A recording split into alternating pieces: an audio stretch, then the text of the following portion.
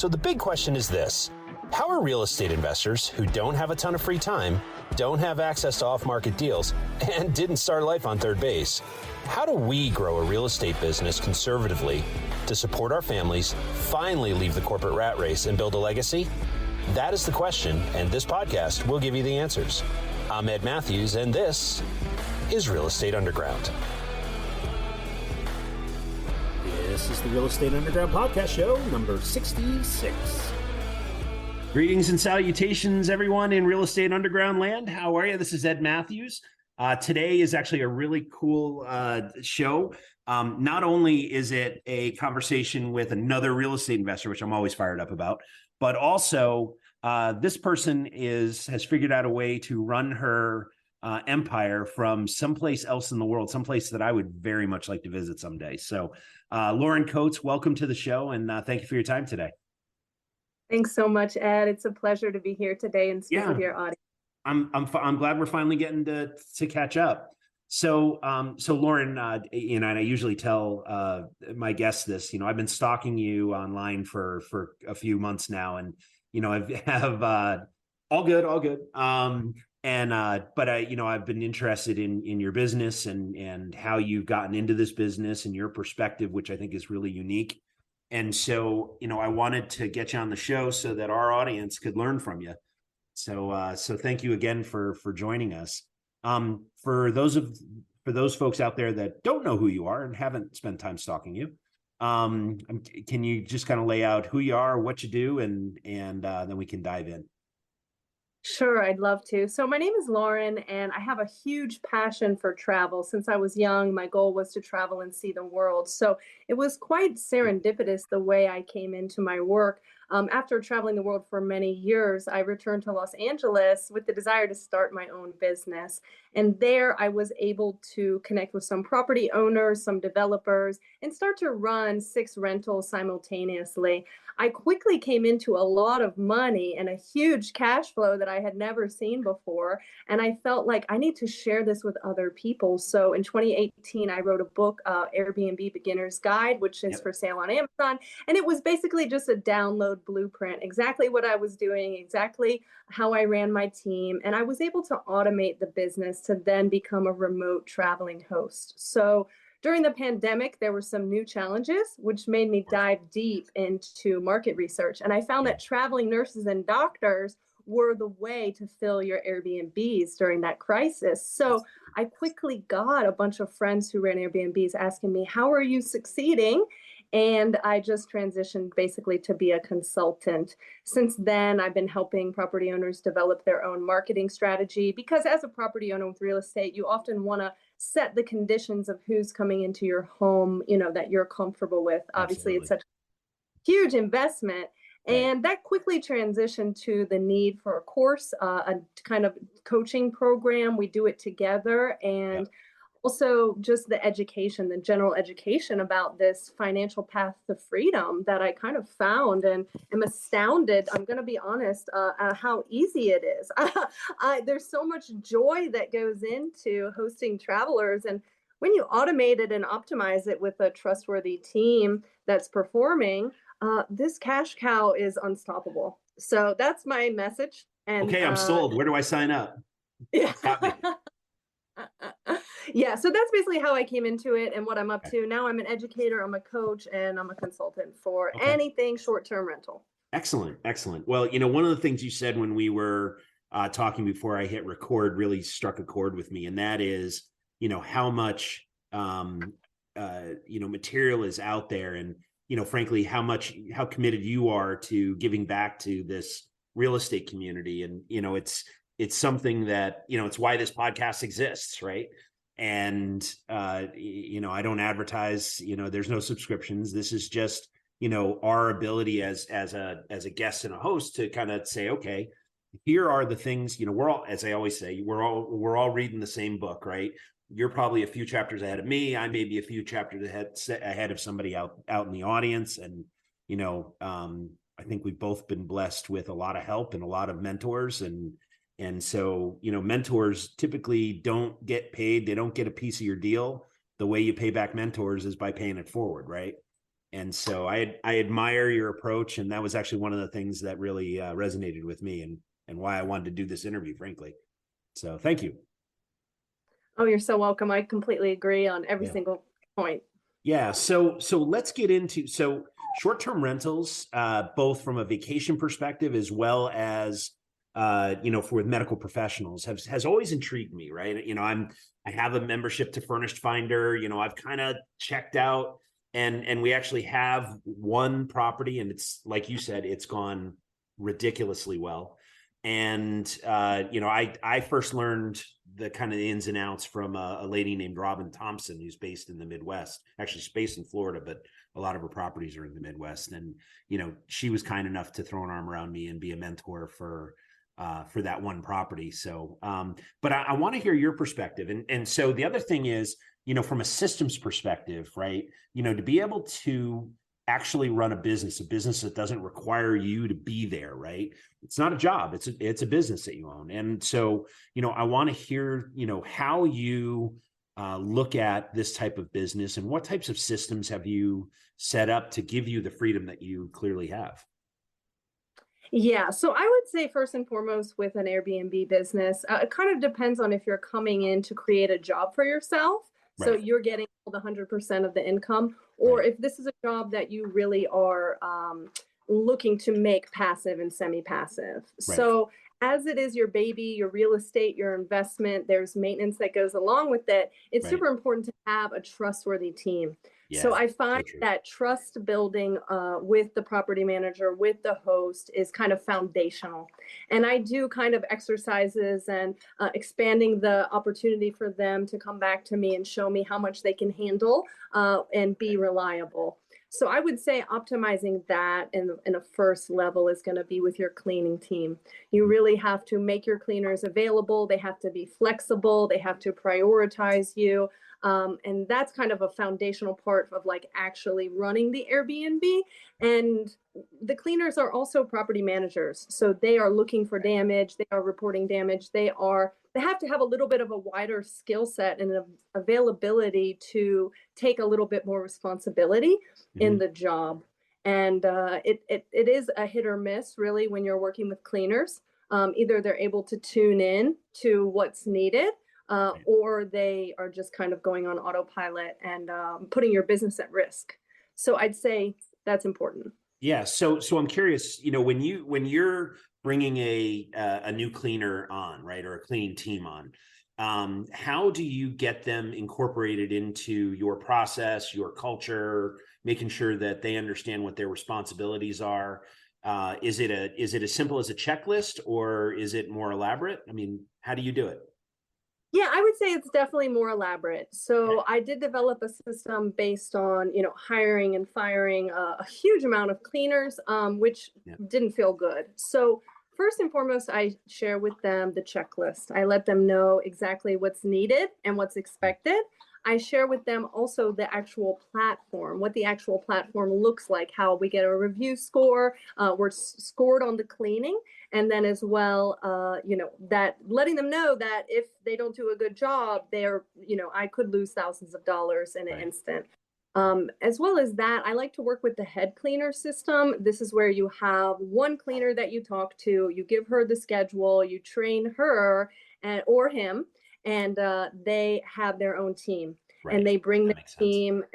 Yeah, exactly. So then they're interchangeable. After a few trainings, it's like that. Right. Me personally, what I found worked the best being out of the area, I like to slightly overpay my cleaners. So I want to pay them top dollar. Smart. So they don't want to lose this job and they care about my feedback. Right. I did develop a kind of a fee system because, as you know, when you're doing hourly, they might just hang around to, slow mo. And then if you do a flat rate, maybe they're going to go in and out. Right. So I developed and negotiated a flat rate, and then I had a fee system. So I said, hey, I'm going to pop in randomly. I'll text you when I'm on my way, but I'm going to do an inspection. And if I find errors based on the checklist, you're going to be deducted $5, $10 penalties. And I use that as like an initial training, an initial kind of building trust, letting them know that they are accountable and responsible. Excellent. And so, so obviously you're based now in Brazil, is that right? Or Yes, you're in Brazil right now? Yeah. yes, I'm based in California, but for the meantime, I'm going to be in Brazil. I'm looking at land and ranches and organic Excellent. farms where I'd like to make my first tiny home. Cool. Well, hey, well played, by the way. Hats off. So are your properties predominantly in the LA area, or are they elsewhere?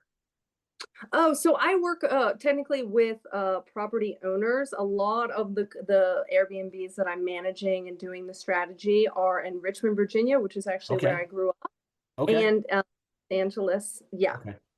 And so when you're dropping by, you're obviously, part of your role here is to kind of swoop into Richmond every so often, take a look at the properties at a management level, and obviously you're doing a spot check on the cleaning services, and then heading home to LA, doing the same thing, and then gallivanting all over the rest of the world when you can, right? Is that the model?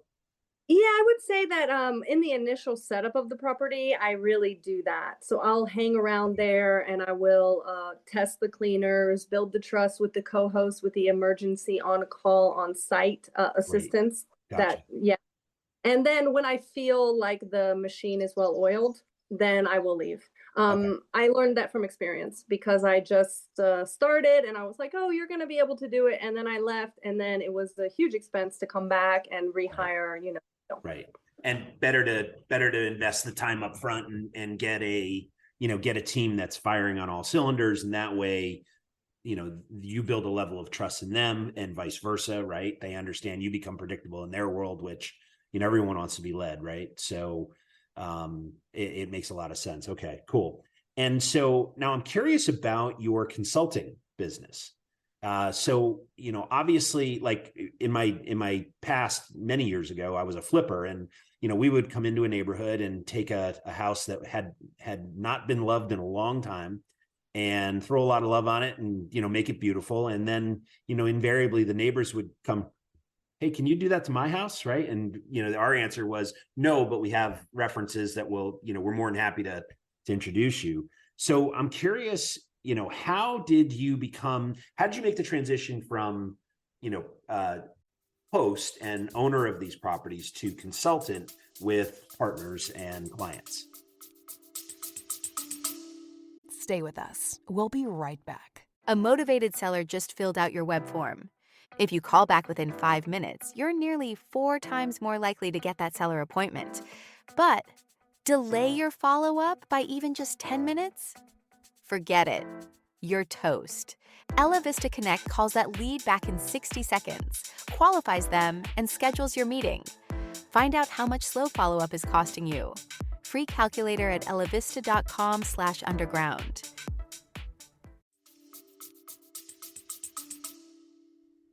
Yeah, I would say it was during the pandemic. A lot of Airbnb hosts were struggling, and they saw and knew that I was succeeding. So through kind of my network of my referrals and friends, and I just getting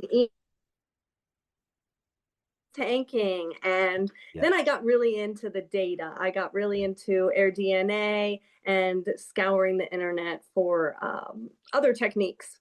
Yep. Excellent. Excellent. And so, obviously, so past consultant, right? In my corporate world. And, one of the things a mentor of mine had said to me was, part of being a consultant is you have to think more broadly and for your clients, right? So that means, like you were saying, you're gathering the information and more data and turning it into information from a whole different bunch of sources, learning best practices over here and then applying them to the rest of the portfolio. Like, hey, that really works. I should tell that to the rest of my clients.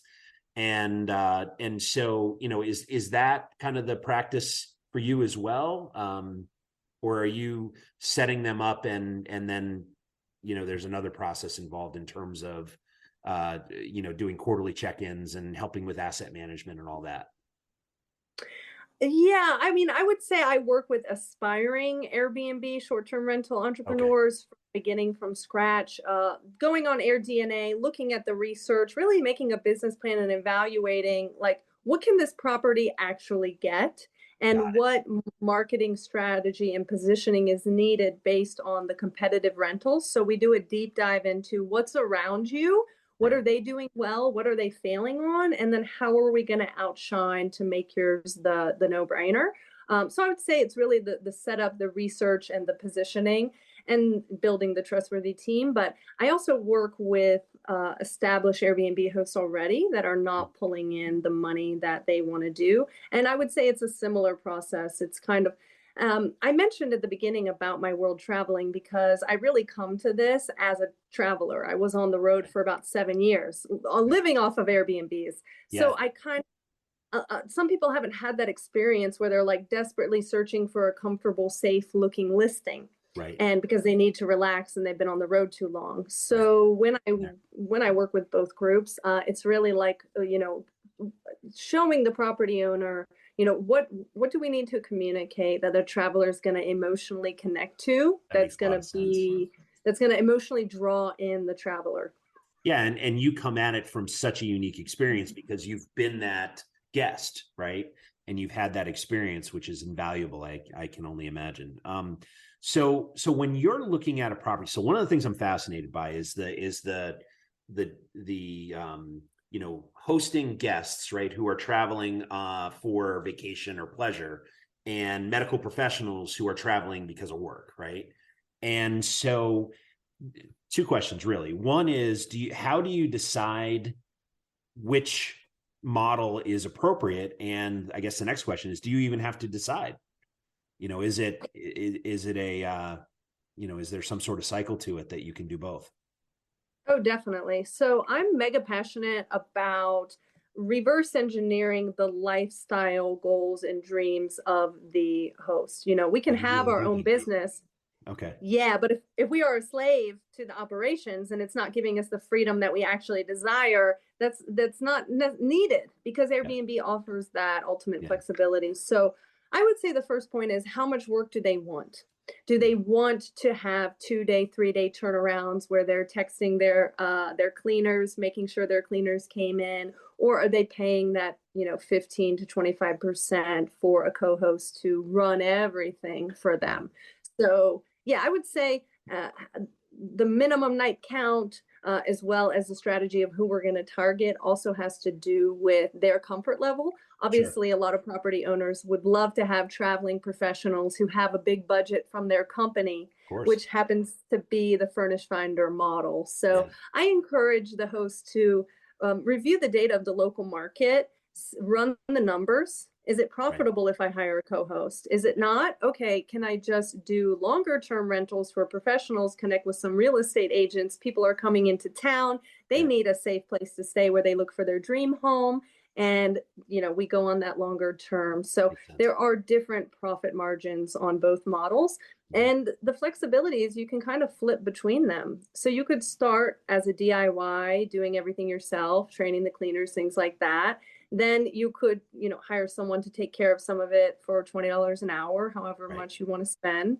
And then you could also just take this and scale. And while you're looking at new properties and you're kind of busy, make a minimum night count that's longer, so you don't have to do any extra work with the turnarounds. Gotcha.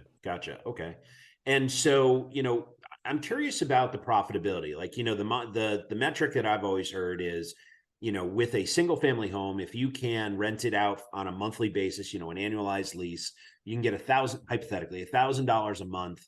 Invariably, with a short-term rental, you can get, somewhere between $1,500 and $2,500 for that same property, given you got to manage the moving parts of that. But is that realistic? Yeah, I would say it definitely depends on the property. So some in the location, obviously. So some properties, they don't even have to be in a good neighborhood. They just happen to be in a great market. There's the supply and demand is in their favor. So they're getting, let's say, $300 a night on Airbnb, and they're doing 2-day turnarounds and they're managing it all themselves. Well, wow, they're looking at $5,000 in profit, but they are doing the work. But they're humping, right? They're doing a lot of work, right? Yeah. Also, if you're providing a unique experience, like if you have a ranch or a bungalow in a unique next to a river, and you can kind of brand it as a weekend retreat and have some yoga mats and some board games and kind of frame it, then people are willing to pay more for that. If you have just an economy furnished place, really basic, there's nothing really sparkling or special about it. You're looking at around $100 a night or up for an entire home, kind of at the minus level. And then you're running those numbers and saying, wow, okay, I'm getting 2,800 a month for that. Right. I get it. Okay. So the other thing I'm curious about is, host versus super host, right? And obviously being a super host is really advantageous in terms of, you get preferred listing, you're in a preferred spot in the listings and a whole bunch of other stuff, which way more about than I do. Is it worth, engaging with, and I'm going to throw out a couple of names so that we don't have to talk about someone specific, but like Evolve or Red Awning or some of the other management companies out there that, say that, okay, if you sign up with us, we're already a super host and we will help you boost your listings so that you get, you can ramp your business up faster. Is that something that you've ever looked into, and is that something you advocate for? Or? Definitely. I'm glad you brought up Evolve. Actually, really glad you brought up this question, because I had a sales call with Evolve a few months ago and I was so impressed. I've never worked on them one-to-one, but they have a phenomenal business model where they're going to send out a photographer for free that's going to do the conversion photography. They're going to write your listing. They're going to do all the price optimization. They're going to do the marketing. They're going to do all the guest communications for 10%. That's quite an incredible service, especially because they have professional copywriters and things like that. Right. What I understood from Evolve is that they are going to put your listing under their name. So I guess in that case, their superhost would apply.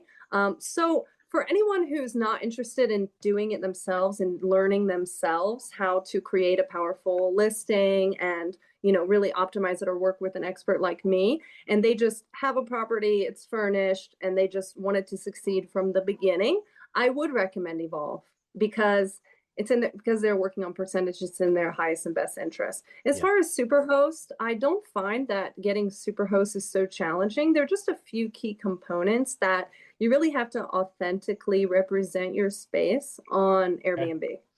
5 stars is very much about you fulfilled my expectations. It's not about being a Ritz-Carlton.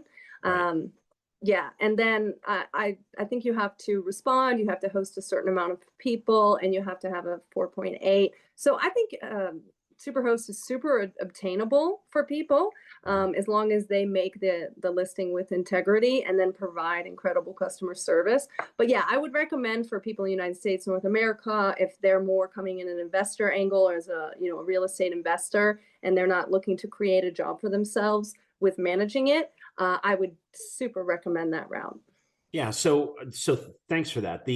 So I'm curious in terms of, so that's kind of where the line is, right? In terms of where services that you provide are more about someone who wants to manage, at least at a high level, their own portfolio versus actually worrying about doing the break fix, all the photography, listings, and all that, where you can outsource that to another company, right? Is that kind of the line that you draw in terms of your service? I would say the line is perhaps a slightly more to the left. Okay. For me, it's really important that when people are thinking about doing Airbnb, that they look at the AirDNA data. This is crucial. This is going to show you the occupancy rate for exact similar properties in your area with charts and graphs. So it could be that your particular property doesn't support really the local vacation rental market. It's overpopulated. You're not offering anything that's sparkling enough. You don't want to redecorate. So I would say I more work with people who are interested in becoming an Airbnb host, interested in starting the business, and are ready to write a business plan, do a little bit of data research, figure out if they want to do it, and then how they want to move forward with setting it up. And then I would hand it over to Evolve. I'm more of getting the space ready, setting up the space, decorating it, and doing the marketing strategy to position it for success from the beginning.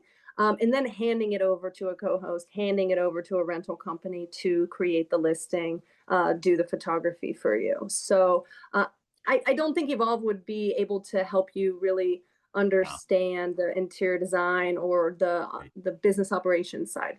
Right, right. Makes sense. So let me get this straight. As a professional, you have to do due diligence to figure out your target market is correct and that the property fits with the model that you want to put in place. Then you have to create a plan.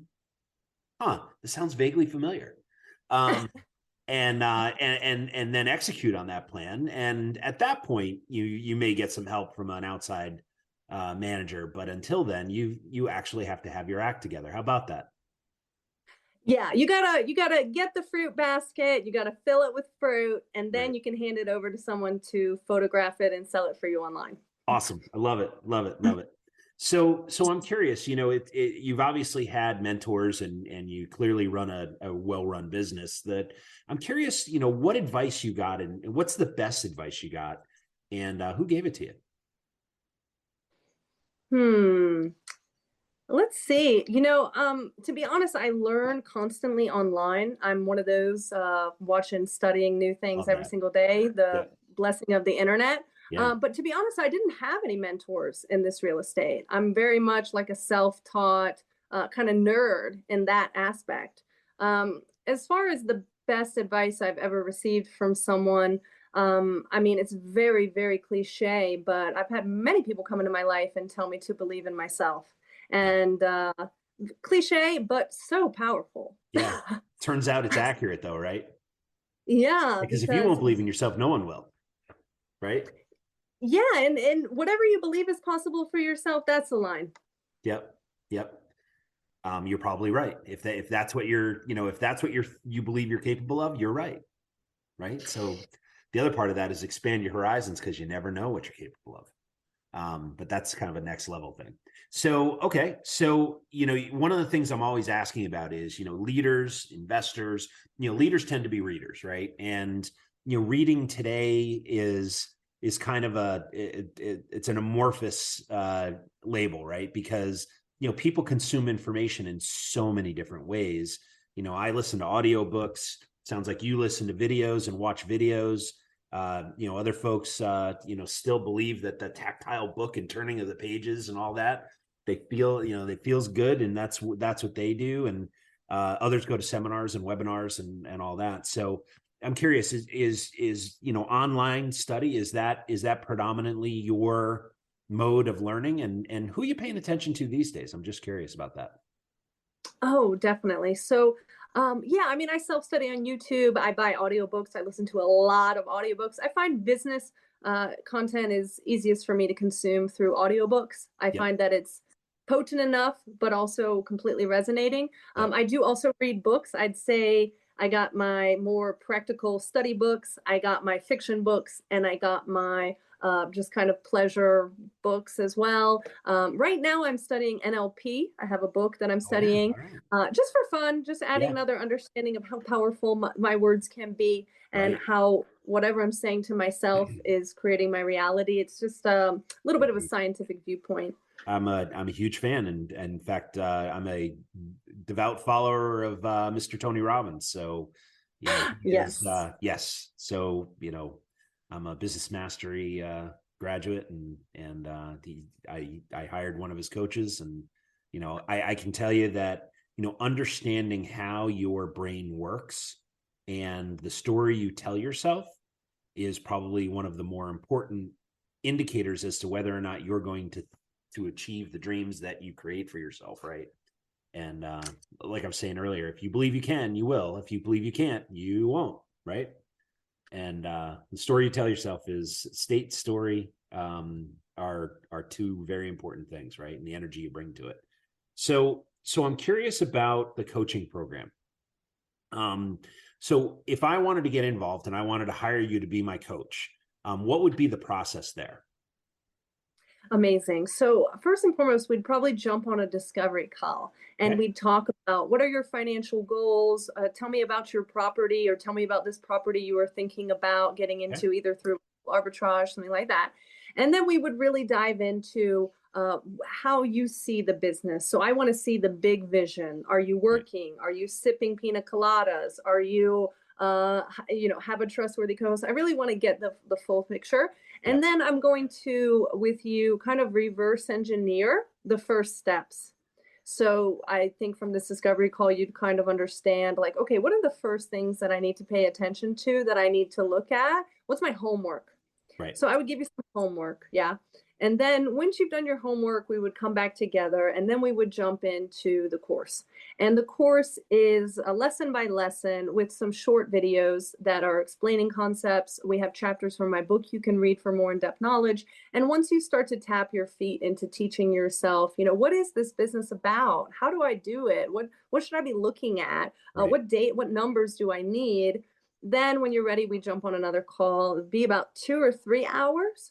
And that's where we're really going to fine tune and hone in on exactly what your offer is going to be, what your next steps are. And then you continue learning and we communicate by email with any questions that you feel stuck. And we can always jump on another call to bring you some clarity. But I do find it, I don't know how you feel about this, but when I started my own business with Airbnb, I was excited. I woke up and I was like, today I'm going to go deep clean this apartment and go to IKEA. And like, I was getting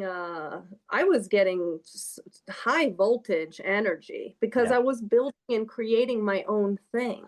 And I wasn't afraid because I knew that I was going to do it and I was capable of doing it. So I really feel like if people can just step over the line from I'm thinking about it, but I'm afraid, to jumping over to like, you know what, I'm going to give this a try. I'm going to give this a go. The benefits are so huge. The freedom that I can achieve is so big. I can make this passive, I just need to formulate it.